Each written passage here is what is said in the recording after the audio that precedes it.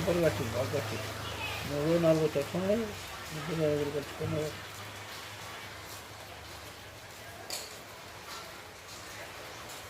Akashvani IPR board